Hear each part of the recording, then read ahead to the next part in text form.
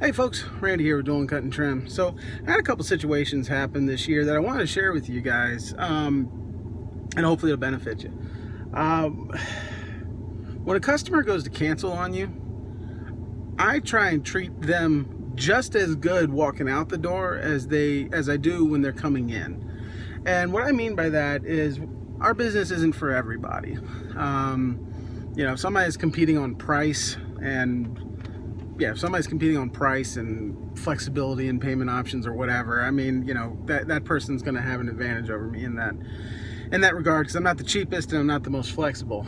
But I do try and win people over with the customer service that we provide. And so I had two situations there that kind of demonstrated that, I felt like. So the first one was, we had a customer that we serviced, I think, for the last 2 years. And when we sent out the renewals, she said, I'm not going to be using you this year.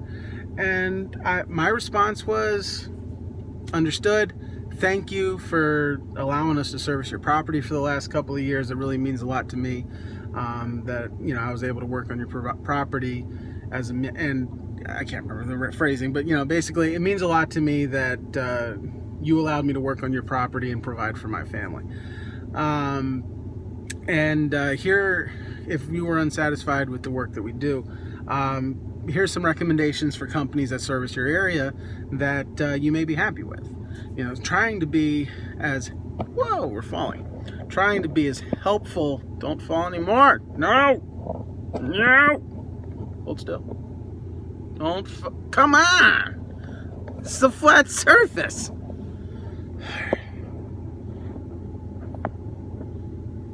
Okay. So anyway, I never hear from her until I guess this would be 4 months later. She contacts me and said, I didn't realize just how important good customer service was until I left your company, and we'd like to come back.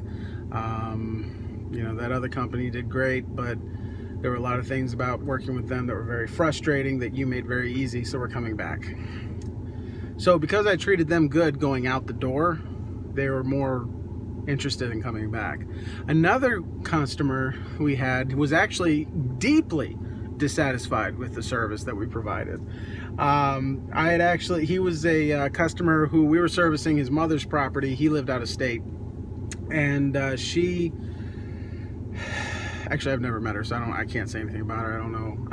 But he asked us to service her property, and so we set the price. He agreed to it, and we serviced it all last year, and then started this year, we're servicing it again. And I got an email from him, very upset, saying, I need somebody to contact me ASAP because the bushes haven't been trimmed, things are overgrown, the weeds, the blah blah blah, like basically listing off all the landscape things that I do not do, and saying he was disappointed that they were not being done appropriately.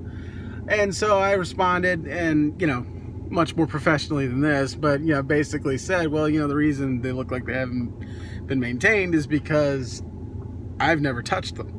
You didn't hire me for that. You hired me for lawn mowing. And he responds, and he was like, oh my. So oh crap. So I was like, okay, well, and he had asked me to call him. So I called him the next morning, talked to him. It was a misunderstanding. I probably could have communicated better with him. The contract he had signed that previous year was a little confusing with the wording, so that's on me.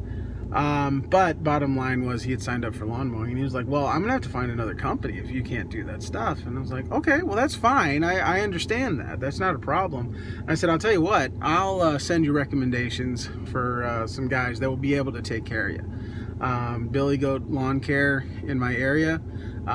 He is a much more full service guy than I am. So I sent him Bill's information, and he said, thank you. And he sorry, I just got a message. He said thank you, and that he would contact me when he was ready for me to stop servicing the property. And I gotta tell you, I have no idea if he contacted Bill or not. And I can't say the street name on here, so Bill can't confirm if he contacted him or not. But that was a couple months ago. We're still servicing that property. And I really think, and actually last time I was there, I saw the bushes and all had been taken care of. Somebody took care of it.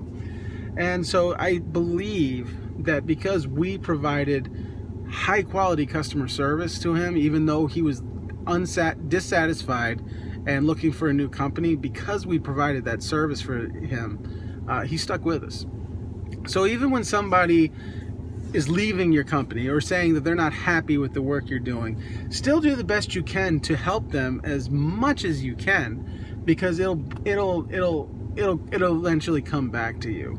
You know, those two customers have earned us additional work from other customers because they share the well, not the out-of-state guy, but the first one I talked about. You know, we've gotten more customers as a result of working with her, because she has nothing but good things to say about us because we go that extra mile with customer service. So you know, it's so annoying when I worked you know, regular jobs. It was so annoying hearing people constantly saying customer service is so important, so important, so important. Honestly, it's true though. It's an annoying thing to focus on because it's just weird, and there's not an immediate return on investment, but it really is so important. So make sure when somebody leaves, don't get an attitude, don't get mad. It's not personal, it's just business. And you know, give them the best service you can as they're walking out the door and make them want to come back. So that was on my mind because I just searched that first lady's lawn today, and so I was thinking about it, so I figured I would pass it on to you. So this is Randy with Doolin Cut and Trim. Have a good one.